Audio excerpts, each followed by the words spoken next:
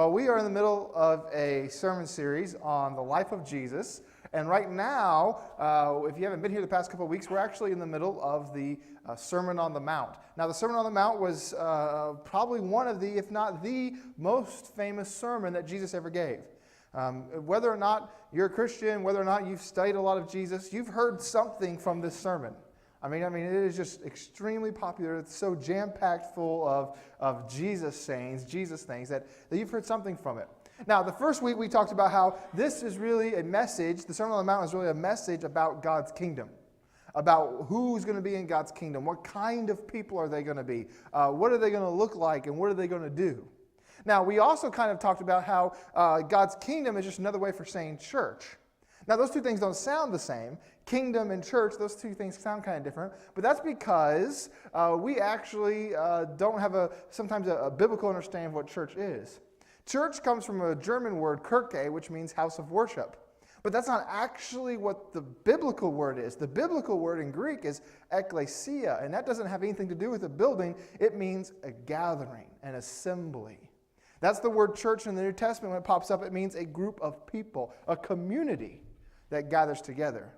And so when Jesus talks about this is what God's community, this is what God's kingdom is going to be like, he's talking about this is what the church is. Who makes it up, what kind of people, and what they're going to do. The first week we talked about kingdom community.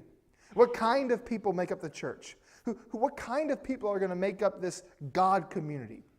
Anything that's got God's name attached to it has got to be pretty great. So what kind of people are going to make up this great community? And we talked about how it's humble people. That pride is the thing that puts walls up between us. That pride is the thing that causes us to have problems in our relationships. But in God's community, that's going to be made up of humble people. And that's going to be the soil that forms this kind of deep, authentic, rich community that God wants. Last week, we talked about kingdom hindrances. And we talked about the things that keep God's will, God's plan, God's purpose from playing out in His church, in His kingdom. And the big thing we talked about is God's plan, His will gets stalled out when we, as Christians, look for loopholes. When we as Christians start looking for ways out of, and how do we get around, and if you turn the Bible sideways and squint at it, and there's this Old Testament verse, and if you find ways I can get out of doing what God wants in my life. And that is one of the major reasons that God's will gets choked out and slowed down in His community. This week, you guys picked a good week to come. Maybe some of you didn't have a choice, but you guys picked a good week to be here. Because this week, we're going to talk about kingdom secrets. Kingdom secrets. What is it? What is the secret to church? What is it that makes church special? What's the secret sauce? What's that thing that separates Christians from just other good people? Because, as Christians, we don't have a monopoly on being good, okay? Like, as Christians, we're not the only people out there who are merciful or loving or kind or whatever, okay? Like, we don't have a monopoly on being good. There's plenty of other groups and organizations and people who are good people and good groups, and they do good things. So what is it that makes this different? What is it that makes this special? What's the secret sauce of the church? And that's what we're going to talk about today. We're going to be in Matthew chapter 5 in the Sermon on the Mount. We're going to be in verses 38 through 48, but we're going to start in verse 43 this morning. Matthew 5:43. This is what Jesus says. This is what makes the church the church. Matthew 5:43.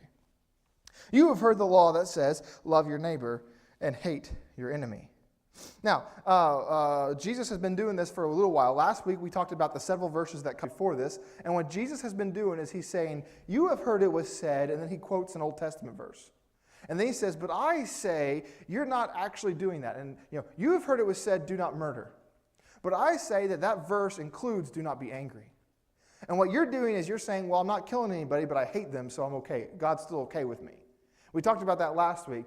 Jesus is going to do the same thing here, but interestingly enough, the verse he quotes has been twisted a little bit. He says, you have heard it was said, love your neighbor and hate your enemy. Actually, the Old Testament verse in Leviticus chapter 19, verse 18 says, love your neighbor. That's all it says. That's all it says. It has nothing to do with hate your enemy. So how'd that get in there? Like, where did that come from? Because that seems to us to be a pretty big addition. The Bible says love your neighbor, but when I teach it, I add on hate your enemy. That seems to be a pretty big addition there. So how did that come about? Well, what the rabbis did is they had this verse that said love your neighbor. That's in the Bible. And so then they said, well, who's our neighbor? I mean, like, who are we supposed to, we want to do God's will, and it says love your neighbor. So is my neighbor just the person who lives next door to me? Am I not supposed to, like, I don't have to love my family. I just have to love my neighbor across the street. Like, I don't, what does that mean? So they divided people into two groups. And they said the one group of people, the first group of people, these are the people who live with you, work with you, who have fun with you, who you do life with them. Okay, the circles, the areas of your life intersect with theirs, and you do life with them. These are your neighbors. These are your neighbors. And so you have to love them. Now, sometimes it's easy to love these people. This is your family, your friends, your community. Sometimes it's easy to love them. Sometimes it's not. It's Mother's Day. Like, sometimes it's hard to love your kids, even though they're your children. And these would be what was considered your neighbors. These are your neighbors. This is that circle of people. God said to love them, and oftentimes it's easy to love these people, but sometimes it's not. But that's God's law. Love your neighbor. Now, what that means is there's another group of people who aren't in this circle. They're not members of your family and part of your life and your community, and you don't do life with them. These people, well, it's really just up to you. If they annoy you, if they bother you, if they abuse you, if they oppress you, if they invade your country, the Romans, you can hate them because they're not your neighbor. See, they defined neighbor, and they said, this is the group that's the neighbor. You have to love them. You have to love your family, no matter how much they annoy you and how many times they leave their dishes out and how many times and whatever. You have to love them. But there's this other group, and you don't have to love them. In fact, you can hate them if you want. That's what the teaching was. And before we get all up in arms about how silly that is, and those silly rabbis, and that, we do the same thing. We do the same thing. There are two groups of people in our lives. There's one group that we know we're supposed to love. Again, it might be hard to love him. He's boneheaded, or, she's stubborn or whatever, but I'm supposed to love them, and I'll love them. And then there's this other group that we know God's okay if I don't like them. God's okay if I hate them, if I'm angry with them. Now, maybe these people are just people who annoy you. Surely God's okay with all of us hating the people who cut you off and when you're on your way to work. You're on the highway, and if they could have just waited till I got past and they had to jump out like that, I spilled my drink, and it makes me so mad. They're so selfish, and surely God's okay with me being angry at them. Maybe you just have like a pet peeve, and they just, they break it all the time. You work with them, and they get on your nerves, and maybe you just hate one-uppers. Okay, and you got this person that you work with where you show up and you go, hey, I had a pretty good weekend this weekend. It's Monday, and you're talking to somebody, and I had a good weekend. Yeah, I went to the lake with my kids and my wife, and it was a good time. It was a good time. And here's this guy standing nearby, and he butts in and goes, oh, that sounds really neat, but let me tell you, it's nothing compared to the weekend I had. We went to the lake too, but we got jet skis, and we were going 120 miles an hour, and my son did a backflip, and I was in this boat, and there was a fish, and I know you said you went fishing, but I jumped out of the boat and wrestled the fish with my bare hands, and my weekend was just, and go on and on, and you think, surely God's okay with me not liking this guy, this person, surely. Maybe they just bother. Maybe it's more than just bother you, though. There's a group of people in your life that you've set aside, and you said, God's okay if I don't like them. They were never around when I was a kid. They didn't show me any attention. Maybe it's a friend who betrayed you. Maybe it's a parent who said a harsh word. Maybe it's someone who actually hurt you physically. And you think, no, God's okay if I don't like them. God's okay if I hate them. God's okay if they're my enemy. He's okay with that. We do the same thing. We got a group out there like that. It's funny, the author, Anne Lamott, she had a good quote on this. She said, you can safely assume that you have essentially created God in your own image when he conveniently hates all the people that you do. You can safely assume that you've made God look a lot like you instead of like God, when it's very conveniently he has a problem with these people too. It's okay. There's a group of people that I know I'm supposed to love, and sometimes it's hard to love them, but I know I'm supposed to. But there's this group that God is okay if I do not love them. Now, Jesus goes on, because he says very much the same thing. Matthew chapter 5, verse 44, this is what Jesus says. You have heard to love your neighbor and hate your enemy. But verse 44, but I say, love your enemies and pray for those who persecute you. Love your enemies and pray for those who persecute you. Now, what we like to do is we do what the rabbis did. They define neighbor, but what we do is we define enemy here. Because this would be a really hard teaching of Jesus if we just took it at face value. If it just said, love your enemies and pray for those who persecute you, man, that would be pretty crazy. That'd be pretty radical. But surely Jesus didn't mean that. So what did he mean? Well, enemies are your mailman when he loses a letter of yours. And that's frustrating. That's hard. But I think I can love him. I think I can put up with it. I think I can love him.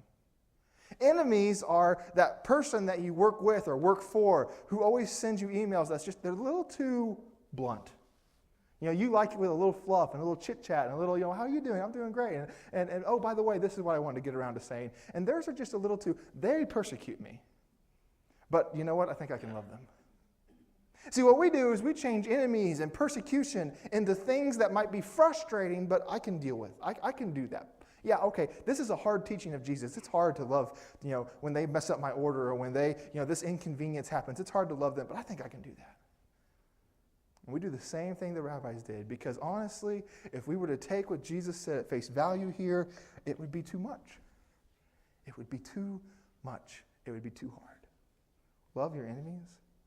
Pray for those who persecute you. So what we like to do is we like to let the law decide things. That's what we like to do. If legally I have a right to be mad at them, then that's okay. Like if they've stolen or assaulted me or slandered me, or if there's some kind of law, that they've broken, then legally I have this great right to hate them and be angry at them and them be my enemy, and I don't have to love them. And I'm just going to let the law decide. If it's something small and inconvenient, it's not like they broke a law when they messed up my order or when they were a little too direct or this person, whatever, the personality, they're annoying. That's not against the law. I can love them. But when they've broken some kind of law and they've hurt me in some kind of way, then I'm allowed. Then that's not this group. Jesus is okay with that. And in fact, Jesus is about to say just the opposite. This is Matthew chapter 5. We're going to back up a couple verses to verse 38. This is what Jesus says. You have heard the law that says the punishment must match the injury. An eye for an eye and a tooth for a tooth. Now, for a long time, I thought that was kind of barbaric. Right? Like an eye for an eye and a tooth for a tooth. Like, I don't know, you get in a fight and your tooth gets knocked out, so they say, all right, strap that guy down, take his tooth out, you can have it, and then that's like a good countermeasure. I thought that's kind of barbaric. But in all honesty, the crux of this law is basically you can't go hurt someone worse than what you got hurt. Think about it. And little kids do this all the time, but let's be real, we do it as we get adults too. Someone hurts you, and you're like, I got to get even, and what you do is twice as bad. Right? Like they hurt me, and so to get even, I'm going to hurt them twice as bad. And really all this law says is, no, you can't do that. Whatever the punishment is has to fit the crime. And most of the time it wasn't like, some guy came over, you got in an argument, he punched you, and you lost sight in one of your eyes, and so you go and blind him in one of his, that's not, usually it was money, like you get a payment for that. They took one of your cows, it's not like you go kill their cow, you get money for that or something like that. So it's that kind of thing. But the idea was you have a right to be protected. You have a right to get even. Okay? It's about fairness. It's about equality. If you're injured, your rights say that you get some kind of payment for that, some kind of getting something back for that. That's your right. And what Jesus is about to say is the thing that nobody else does. It's the secret sauce of the church. See, Jesus says, love trumps rights. It is your right. It is the law. It is your right to get even. But Jesus says, even though that's your right, don't do it. Verse 39, this is what he says. Chapter 5, verse 39.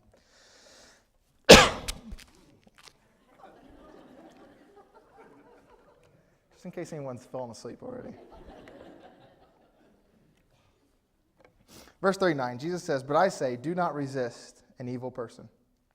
If someone slaps you on the right cheek, offer him the other cheek as well. It was your right, both in Jewish and in Roman law, that if someone struck you in public, that you could sue them, that you could get something for that, because that was incredibly dishonoring. That was. I cannot stress to you enough how much shame and humiliation came from being slapped in public in that culture. It was terrible. It was one of the worst things you could do to someone. All right, you could get in a brawl and it would be worse than getting slapped. All right? I mean, it was terrible.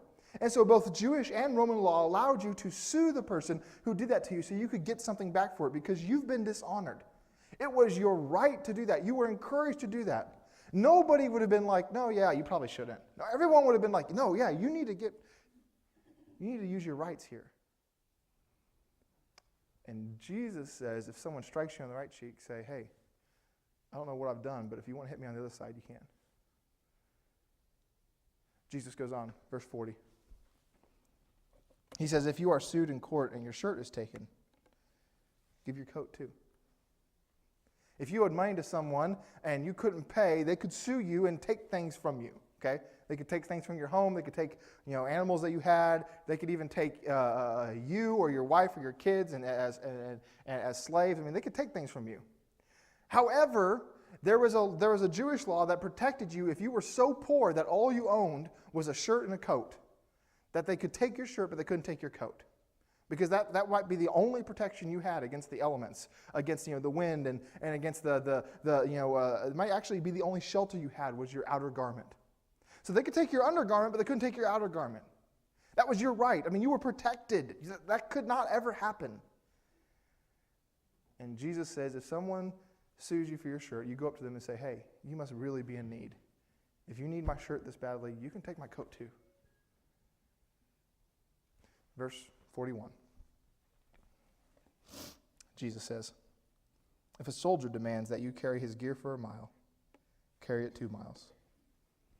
Roman law said that a soldier could force a civilian to carry his equipment, but there was a limit. Okay, you couldn't just be like, hey, come with me for a week. You're going to be my shield boy or whatever. You couldn't do that. It had to be for 1 mile, and then you had to let him go.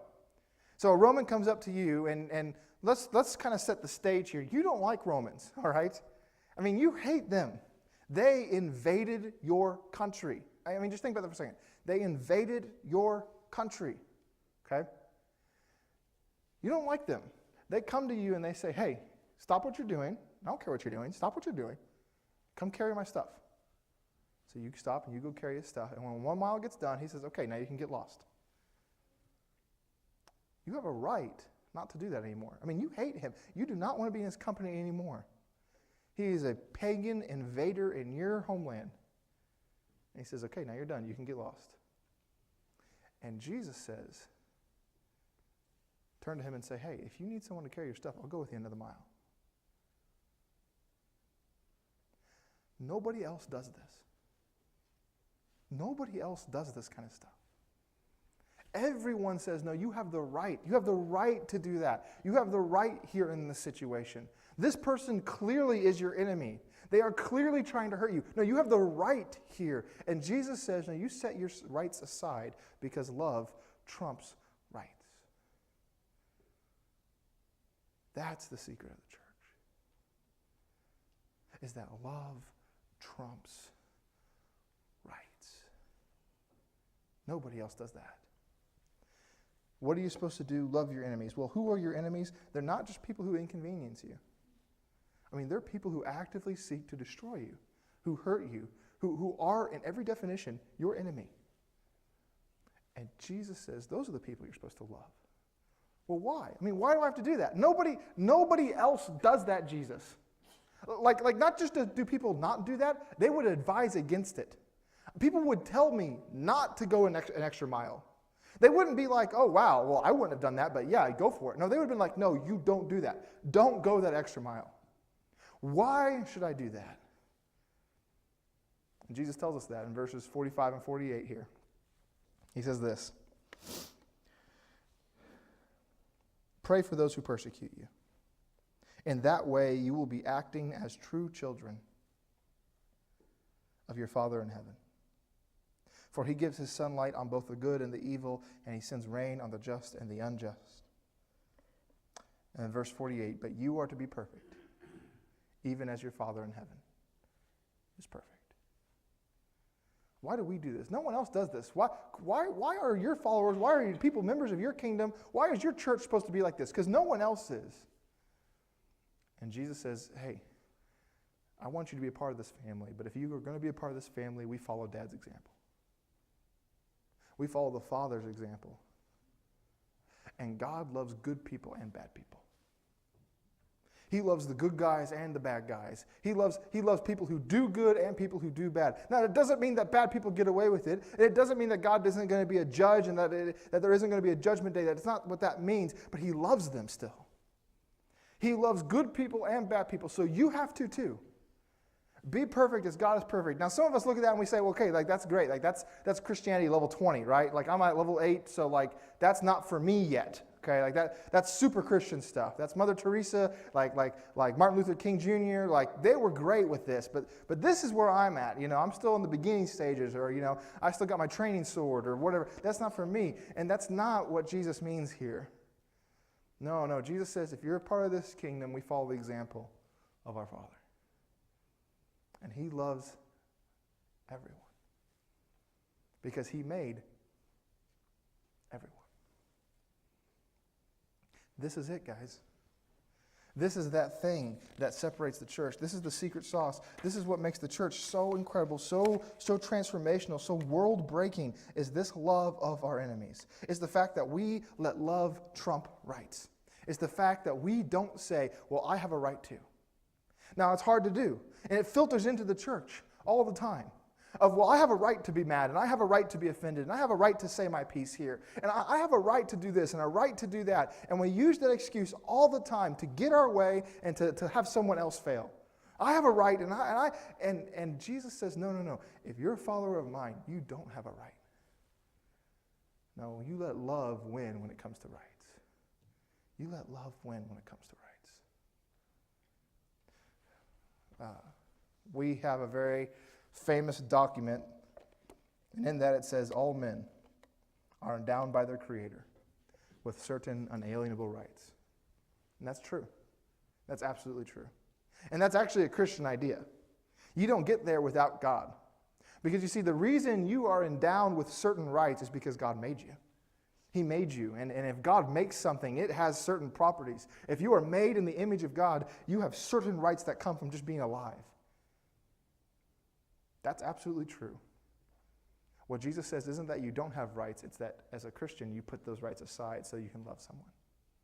No, I have the right here to be angry. I have the right here to hate this person. Absolutely you do.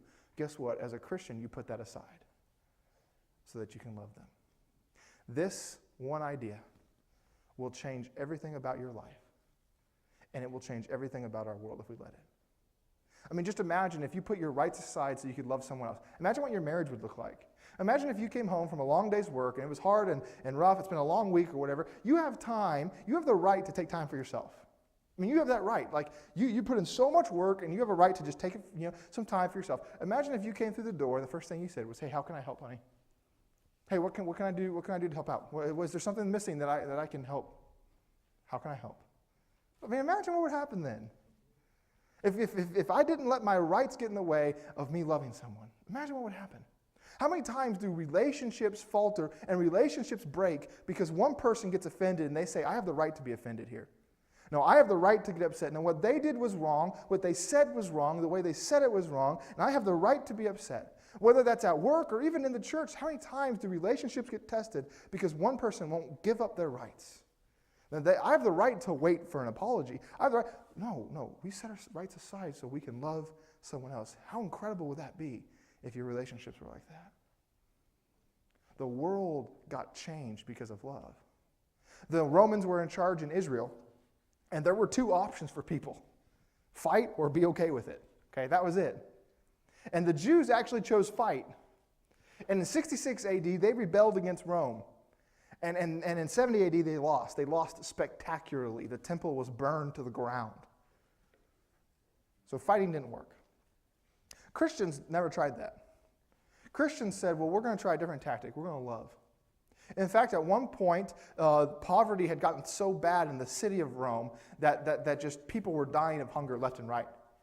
And one emperor who wasn't a Christian, he wrote to one of his officers, one of his people, and he said, we've got this problem. People who are just dying all over the place. There's this huge poverty. We need to step up our efforts to help our citizens. There's this group of Galileans, he called them, Christians. And they do a better job of caring for us than we do caring for ourselves. Christians tried a different tactic. And in 300 AD, the emperor became a Christian. And love ended up winning when fighting didn't. And when plague would come through town, in the Roman days, when plague would come through town, you did everything you could to get out of town, okay? You did everything you could to get out. And the reason was because there was nothing heroic about staying behind. You could not find a cure, okay? We didn't have medicine or science the way we have it today. You could not find a cure for whatever was happening. So when plague came, you just threw up your hands and said, we just got to leave. We got to get out. We'll let the plague run its course, and then we'll come back in. Okay? This is not like some apocalypse movie, where a plague or a virus or zombies or whatever are coming, and like one guy stays behind to like find the cure and save the world. That wasn't going to happen. It was not heroic to stay in town when plague came, because nothing you did was going to change anything. So everyone left, and in the third century, there was a plague going around the Roman world that was terrible, devastating. At its worst in Rome, it was reported that 5,000 people a day were dying. 5,000 people every day were dying in Rome at its worst. And when plague came to town, everyone got out except Christians. Now, it was their right. It was their right to leave town. It was their right to run away, because nothing was going to happen. Nothing was going to change by them being there. They weren't going to find a cure. It was their right to leave. And yet one bishop who was writing at the time, and this is what he wrote. He said, when plague comes and everyone leaves, the Christians would stay behind, because they felt it was their duty to minister and provide as much comfort as they could to these sick people. And then he said, and with them, that is with the sick people, they passed from this life, taking on the very sickness that they ministered to and counting it all joy to serve Jesus. It was their right. No one thought they were heroes. And yet they said, no, love trumps rights. They died so that other people wouldn't be alone when they died. And when people came back to town, they said, why would you do that? And they said, well, there's this guy named Jesus. We follow him. He spent a lot of time with lepers and sick people. There was an Amish school not that long ago, and a gunman broke into it and killed a bunch of people. And they caught him, they put him in jail.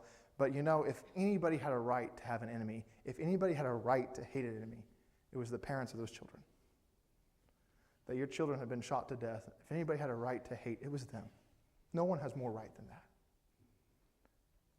And yet what was so incredible is that the families of the children who had been murdered, they went and they met with this man in prison. And they told him, we forgive you. That in and of itself is pretty incredible. That in and of itself, that's definitely putting love before rights, because you have a right. If anyone has a right to hate anybody, it would have been those people. And yet they went to him and they said, well, we forgive you. And you know what? That in and of itself would have been something that we probably would have told them not to do. If you were one of their friends and they said, I got this idea, I think I'm about going to the prison, and telling them that I forgive them. I don't know about you, but it would have been easy to counsel them and say, don't do that. Don't do that. No, he does not deserve that. But they did it anyway, and then they didn't stop there. They went and they made meals for his wife, who was home. And then they started raising money so they could send his kids to college. Nobody does that. Nobody does that. But followers of Jesus do. This idea of I'm going to put love before my rights, it will change the world. Because nobody loves like that. In fact, that's exactly what Jesus says. This is the last thing he says, Matthew chapter 5, verse 46 and 47. He says, if you love only those who love you, what reward is there for that? Even corrupt tax collectors do that much. And if you are kind only to your friends, how are you different from anyone else? Even pagans do that. Everybody loves people who love them. Good people love strangers. Nobody loves enemies. But we do. Because we know a guy named Jesus, and he died for his enemies. And he died for people who hate him. He died for people who worked against him. He died for people who put nails in his hands. We know that guy, so we do. We love our enemies. We're going to do something pretty interesting here in just a second. Throughout this week, you're going to have 100,000, okay, maybe not quite that many. You're going to have a lot of opportunities to love your enemies. You're going to have a lot of opportunities where you're annoyed or frustrated or offended. You're going to have a lot of opportunities where you're going to interact with someone, and there's a huge spectrum of, like, on one end just being, well, they bother me, and on the other end being, they have hurt me more severely than I can put into words. You're going to have opportunities to love people that are your enemies. But we want to make sure that we're that kind of church, so we're going to do that right now. Here, we're going to take a chance here in just a second, and we're going to pray for those who persecute us. We're going to pray for those who persecute us. In just a minute, the piano's going to start playing, and the lights are going to go down, and we're going to take a few minutes, and right now here as a church, as a congregation, we're just going to take time to pray. Just to pray for people who have persecuted us. Now, here's the prayer we don't want to say. Oh yeah, I'll pray for those who persecute me. God, please help them not to be so stupid. God, please help them not to. Okay, that's the prayer that we're going to try to stay away from. What our prayer should sound like is something along the lines of, God, please bless them. God, please pour goodness and love into their lives. And God, please pour your love into their life. And God, if you give me the opportunity, I will be the person who will show them your love. We're going to pray blessing on our enemies, on those who persecute us. Now, here's how I want that to happen. We're going to have a few minutes of time here. So for some of you, that might be time to work through a few different names that you have in your head. First of all, let's start with just people in this room, at our church. Our church is just big enough to where there might be someone, just maybe here, who bugs you, who annoys you. There might be someone even further on that spectrum that you say, I really don't like them, or they've done something to hurt me. So first, let's start, if you're a part of this church, just to pray for those people at this church. And then as you work through that, I want you to think about the people in your life, in your family, at your work, in your social circles, with your friends. Are there people who have hurt you, who have persecuted you in some way? Pray for them. Pray that God blesses them. And then finally, if you work through that, and there's still time left, pray for our brothers and sisters around the world. That today, more people die in the name of Jesus than ever in the history of the world.